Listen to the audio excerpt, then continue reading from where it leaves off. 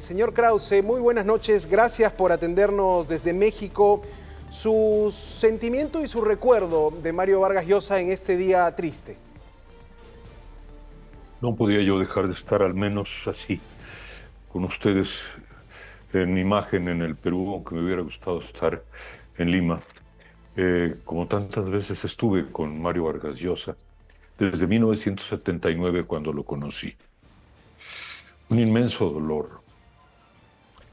Eh, eh, Cuando un hombre, un amigo así se va y un hombre así se va, la vida cambia para siempre.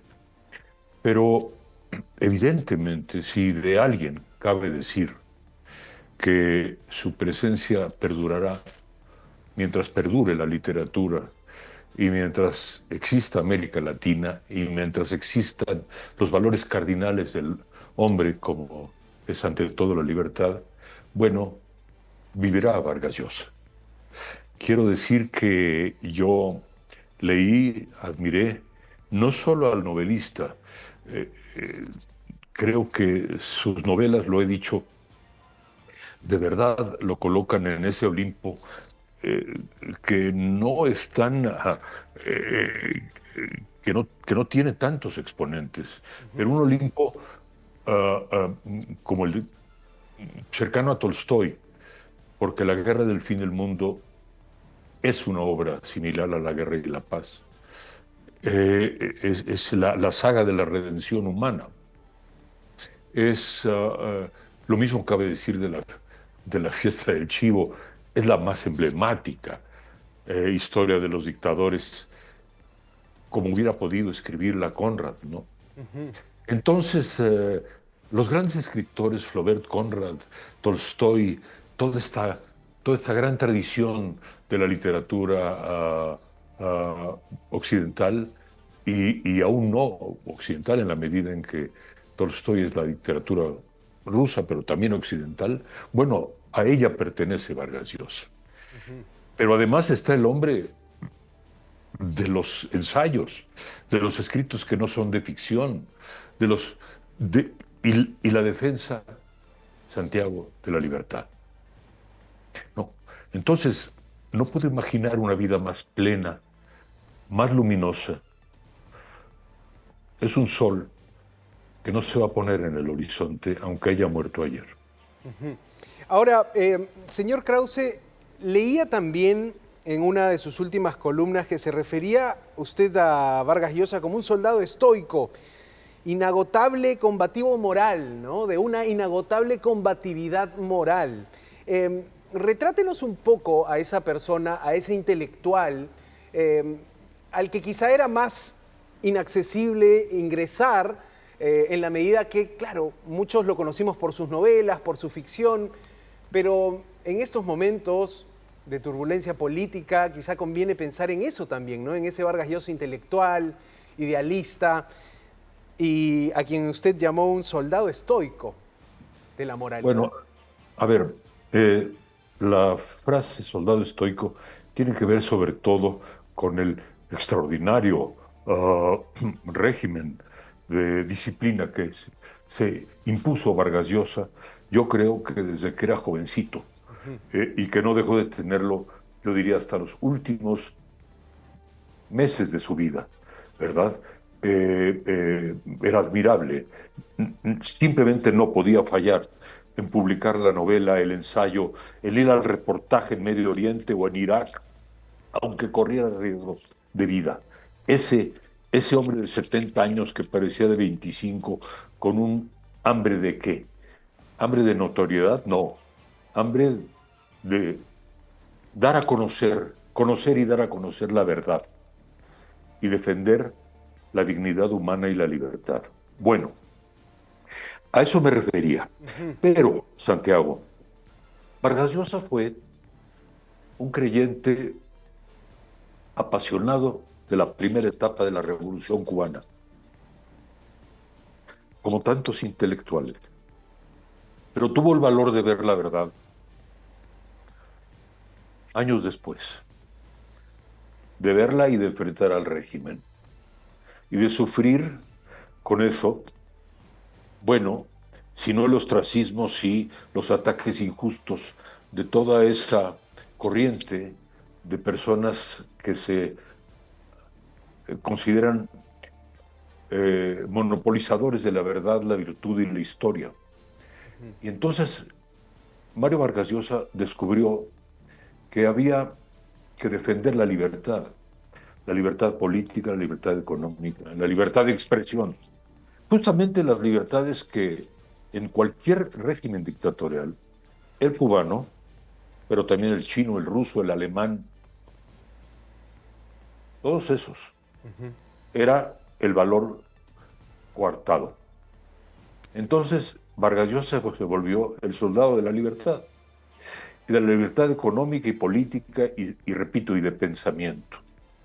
Y a eso se debe, y sintió ese llamado, pero no por ambición política. Lo que quería es levantar a su país ante todo, y también a América Latina, pero a su país, levantarlo, a ese extraordinario país que son ustedes, tan hermano y tan cercano a México, levantarlo. Le- No tenía que perder en absoluto sus elementos de identidad, su historia milenaria, extraordinaria, pero tenía que levantarse para encontrar las vías del progreso y el mejoramiento práctico, concreto de la gente. A eso dedicó buena parte de su tiempo, toda su vida. Y se le criticó, se le insultó, se le calumnió. En las redes sociales, bueno, inundadas de insultos. Claro, todos ellos anónimos. ¿M? Claro. Pero Vargas Llosa, mire usted, Santiago, dónde está ahora. Miren ustedes, peruanos, el reconocimiento de todo el mundo. Esto es uno de los grandes aportes. Este hombre es uno de los grandes, milagrosos aportes de la civilización peruana y de ese país maravilloso al mundo entero. Ahora, ¿qué pudo significar para la carrera de Vargas Llosa el premio Nobel del 2010 cuando algunos de sus amigos decían, él cree que no lo recibirá? Recuerdo algún comentario del pintor peruano Fernando de Cislo que decía, lo tomó por sorpresa y hasta horas después no lo creía porque él consideraba que le iba a ocurrir lo que a Borges, ¿no? Que nunca le darían el Nobel, que lo mencionaban y lo mencionaban. ¿Qué supuso para Mario Vargas Llosa recibir tan importante premio? Mira, es curioso porque te tengo una anécdota personal. Yo estaba en Nueva York cuando le anunciaron el Nobel y entonces simplemente me presenté en donde estaba. Creo que 2 horas después de que le avisaran, o 3, no sé. Y entonces fuimos ahí, mi mujer y yo, lo abrazamos, emocionadísimos, y nos dijo, los suecos se han vuelto locos, me han dado el premio Nobel. Qué Y maravilloso entonces, momento. sí, y bueno, ¿qué te puedo decir, no? Los abrazos, la celebración, le estaban dando el premio Nobel a este gigantesco escritor, eh, haciendo un poco el Nobel justicia, en el caso de él, compensando un poco las injusticias, no habérselo dado a Borges, en efecto. Pero ahí estaba la literatura latinoamericana una vez más brillando en su universalidad. Lo que sí te puedo decir es que lo tomó con humor, lo tomó con naturalidad. Era demasiado sabio Vargas Llosa como para no darse cuenta de que, muy bien, ¿no? Ningún premio le faltó, ningún reconocimiento, pero ningún premio mejor que el de ser leído en sus novelas, en sus infinitos personajes, en de ser respetado en sus ideas. Ningún premio mayor que el de, y ahí lo decía Borges, no es nada mala la alternativa que tiene, digo, no es nada mala la forma de eternidad de un escritor, perdurar en sus libros. Y en ese sentido ya, el lugar común, hay que repetirlo, Vargas Llosa es inmortal. Y en esa inmortalidad y sobre todo en este ahora volver a la biografía de Vargas Llosa, encontramos algunos datos increíbles, como el hecho de que antes de los 33 años ya tenía 3 novelas escritas, ¿no? Nada menos que La ciudad y los perros, La casa verde y Conversación en la catedral. O sea, desde muy joven el genio fue dándose a notar en qué momento o cómo lo veían sus amigos también a partir de eso, ¿no? De publicar constantemente, siempre estar sacando cosas. Algunos contaban que no pasaban 2 años y ya tenía que tener algo nuevo publicado, ¿no? ¿Cómo se veía Bueno, esa a hora eso me profunda? refiero, a eso me refiero yo, sí, pero estricta, exigente obra, ¿no? Nunca, a eso me refería con lo del soldado estoico. Es decir, tenía que sacar esa nueva novela. Y además se enamoraba de una nueva novela cada vez, ¿no? Y entonces se enamoraba de la historia del Celta o de la historia de los de Conselheiro en Brasil, o Claro. de El guerrillero Maita, o de Floria Tristán, y sentía la deuda además con sus mayores y con sus escritores favoritos. Y entonces escribió sobre Onetti y escribió sobre, no sé, sobre Flaubert, desde luego, sobre Los Miserables. Es decir, era un discípulo que pagaba sus deudas, ¿no? Era un, era un gran espíritu moral. Y esto, hay que decirlo, lo distingue de muchos otros escritores de muchas nacionalidades, que son extraordinarios poetas y que son extraordinarios novelistas, pero cuya vida es un coqueteo, digamos, a veces con los poderes, con las mitologías, con las ideologías. No fue el caso de Vargas Llosa. Se atrevió a ser distinto, se atrevió a disentir. Eh, Contra viento y marea se llama una colección de sus ensayos, y así remó Mario hasta el último momento, contra viento y marea. Ahora, señor Krause, ¿por qué se dice que estos escritores latinoamericanos, que por supuesto Mario Vargas Llosa, uno de los miembros de esta gran ola literaria del boom latinoamericano, ¿por qué se dice que entendieron mejor a América Latina desde Europa? Y el propio Mario Vargas Llosa lo va contando, ¿no? Vivir en Europa le hizo ver otra América Latina. ¿Cuánto ayudaba ahí la distancia? ¿Qué me podría decir sobre eso? Bueno, en su caso, sin duda, no solo a la distancia física, la lectura no sé, eh, pienso, de varios autores de Estados Unidos, ¿no? Y europeos, ¿no? He mencionado ya algunos, pero le pasa a todos los grandes escritores, ¿no? No solamente hablaba Tolstoy ruso, ¿no? Se inspiraba también en otras literaturas. Toda la literatura eh, universal, cuando es de veras, tiene esa dimensión, tiene vasos comunicantes, ¿no? Pero en nuestros países sí es cierto, suelen ser opresivos, entonces hay que verlos desde la distancia. Le pasó a Alfonso Reyes con México, a Octavio Paz con México, le pasó a Mario con el Perú, le pasó a García Márquez con Colombia. Por supuesto que es cierto. Y sin embargo, mire, Borges vivió casi siempre en Argentina y Juan Rulfo nunca salió de México, ¿no? De modo que no es una regla, no hay una regla. Ah, Fue muy afortunado, pero Mario en ese viaje tan inicial en donde trabajó en España, pero él labró su fortuna. Tuvo compañías, compañeras, eh, eh, su familia, eh, que lo acompañó, que lo cuidó, eh, que lo quiso, eh, siempre, a todo lo largo de la travesía, de la gran travesía. Pero el mérito es suyo. ¿Mm? Yo Ahora, creo que él habría escrito esa obra aunque se hubiera quedado en Arequipa. Pero bueno, eso es interesante. simplemente... Ahora, mencionaba a Octavio Paz, inmediatamente pensaba en la revista Vuelta, Sí, probablemente ese gran contexto literario que aprovecharon o supieron llevar estos escritores de la generación del boom, pero también la relación con Octavio Paz, con estos grandes maestros, la admiración a Neruda, ¿no?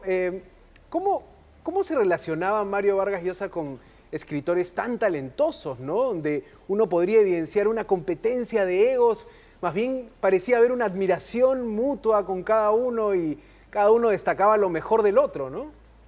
bueno, mira, a mí me tocó ser un testigo muy joven, ¿no?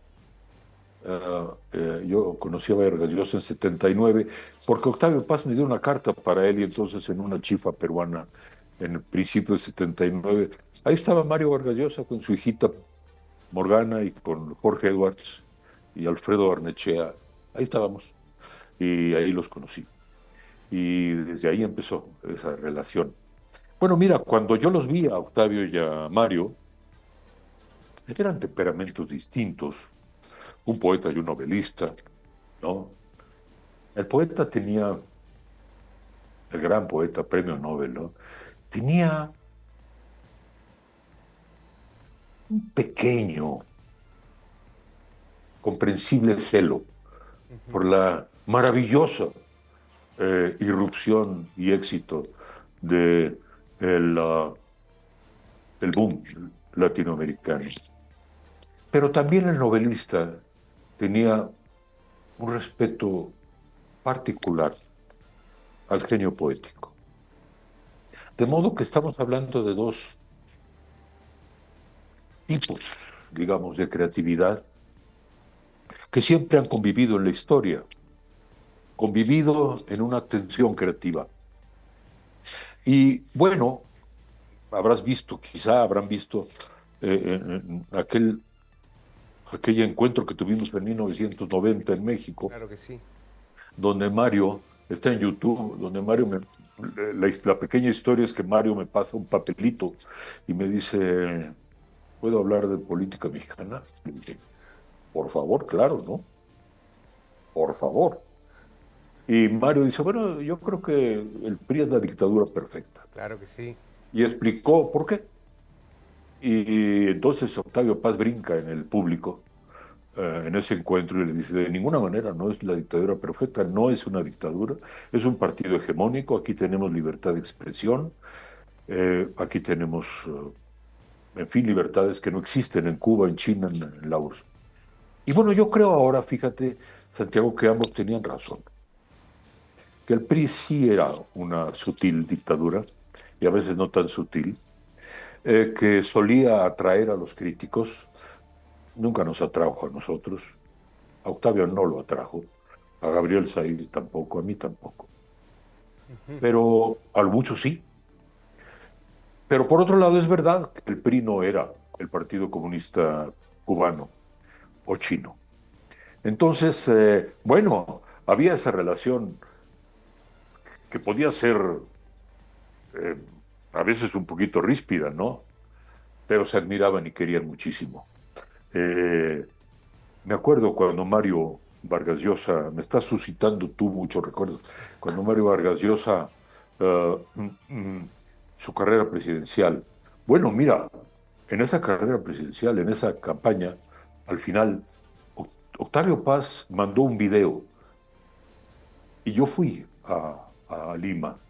Y cosa rarísima, el gran Gabriel Said, un escritor, el más discreto de los escritores de habla hispana y del mundo, yo creo. Nadie habrá visto nunca una fotografía de él, nunca. Bueno, Gabriel Said fue a Lima, fuimos juntos a Lima a apoyar a A Mario. mostrarle el respaldo a su candidatura. Absolutamente, sí. Y bueno, perdió la presidencia, pero ganó la literatura. Mira toda la obra que Mario produjo después de ese, de ese momento, de ese episodio de su vida. Y luego, no, permíteme decir que, ¿cómo voy a poder olvidar la presencia de Mario Vargas Llosa en la revista Letras Libres?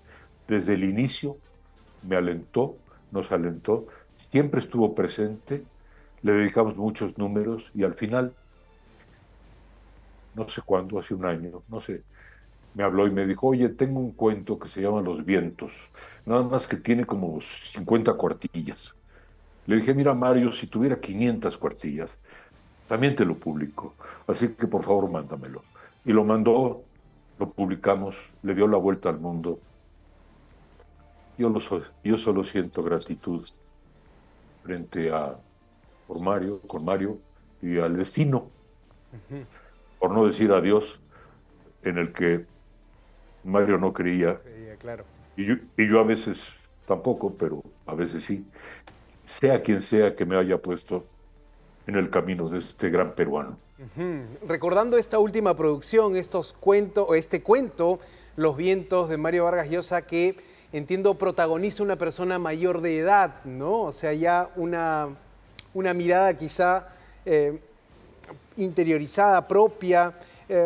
Quería también hacerle la consulta y aprovechando su cercanía y su conocimiento de la obra de Mario Vargas Llosa, eh, ¿por dónde podría empezar un joven, un adolescente a acercarse a la producción literaria de Mario Vargas Llosa? Porque, claro, algunos hemos fracasado en el intento de leer sus volúmenes más copiosos, sus novelas totales, o intentado una y otra vez, ¿no? Que son realmente un desafío intelectual. Pero ¿por dónde podríamos aconsejar a un Bueno, joven ávido por saber qué hay detrás de bueno, un escritor? las primeras novelas, ¿no? Los cuentos, Los Cachorros, La Casa Verde, las primeras de ir por orden. Y luego todas sus novelas, digamos, de, de travesura amorosa y erótica, ¿no? Yo que soy medio solemne, prefería, y como historiador, ¿no? Prefería siempre las novelas como La Guerra del Fin del Mundo o las que mencioné. Pero bueno, son irresistibles las novelas como La tía Julia y El escribidor y Pantaleón en fin, todas estas novelas, ¿no? Son, entonces, yo creo que al joven, digamos, yo le recomendaría comenzar por las primeras novelas de Mario los cuentos y luego irse a esa familia lúdica de las novelas, cuando decía, bueno, si uno no puede vivir la vida así, la puede fantasear. Entonces, esas novelas del- de la picardía y de eh, esa tradición del amor. Fíjate qué cosa curiosa. Dos temas, ¿no? Dos temas, dos temas eternos, el amor y el poder, ¿no? Bueno, la desdicha de nuestros países ha hecho que algunos de nosotros nos concentremos en leer a Vargas Llosa, en sus novelas sobre el poder. Pero hombre, ¿por qué no mejor hacerle un homenaje, sonreír e irnos con sus novelas del amor, de toda la todo ese tornasol de sus novelas amorosas? Claro que sí, qué buen consejo. Y podemos incluso empezar a repartir o a separar la obra de Mario Vargas Llosa entre estos libros quizá más pesados y estos otros quizá más ligeros, pero con igual maestría, ¿no? La mención a Pantaleón y las visitadoras. Hoy muchos decían, es el libro más divertido para mí de Mario Vargas Llosa, ¿no? Algunos recordaban esos libros donde pisaba quizá el erotismo, este amor travieso con los cuadernos de Don Rigoberto, Travesuras de una niña Hombre, mala. Pero claro, hay un Vargas Llosa para todos los lectores quizá también, ¿no? Esa puede ser la inmensidad de su obra, ¿cree usted? pero claro, claro, ¿no? Y para no hablar de la obra ensayística, ¿no? Pero no, la novela, eh, yo creo que está esas dos. Entonces depende del temperamento, ¿no? ¿Está usted preocupado por el destino del mundo en estos tiempos de populismo, de dictaduras embosadas, de mentira, de farsa, de ideología opresiva? Bueno, pues lea La fiesta del chivo, ¿verdad? Que es desgarradora, pero es una obra maestra, ¿no? O lea Conversaciones en la Catedral, o lea La guerra del fin del mundo, o esa novela crítica de Estados Unidos que se llama Tiempos Recios. Tiempos recios. Pero bueno, eh, ¿está usted enamorado? ¿O lo estuvo? ¿O quiere estarlo? Bueno, pues entonces dispóngase al banquete de Lera Vargas Llosa en su variante más lúdica. Y yo quiero recordar a Mario Vargas Llosa como tantos amigos. Lo recordamos con esa fantástica sonrisa y risa, no sonrisa, ¿eh? No la sonrisa, Carcajada, la, carcajada, car- la, muy, gra- muy la peruana gran, además, ¿eh? la gran carcajada. Y un mensaje final, Santiago, embarga el dolor y el duelo, siéntanse muy orgullosos de este peruano cuya obra es la honra de la literatura universal. Excelente frase para cerrar y que nos toca a todos como peruanos en este día de dolor, pero también de la esperanza de que las nuevas generaciones disfruten a ese Vargas Llosa que hoy usted magistralmente ha descrito. Enrique Krause, historiador, ensayista mexicano y director de la revista Letras Libres. ¿Se vendrá algún homenaje, algún otro homenaje? Estaba revisando que ya publicaron ediciones enteras dedicadas a Vargas Llosa, pero algo deben estar preparando. Santiago, aquí en privado le confieso que, claro, el número de junio estará dedicado a Vargas Llosa y créame, no será el último en el que recordemos a Mario Vargas Llosa. Muchas gracias, señor Krause, por su tiempo. Un saludo afectuoso desde Lima, Perú, hasta México. Y que en paz descanse el Nobel peruano.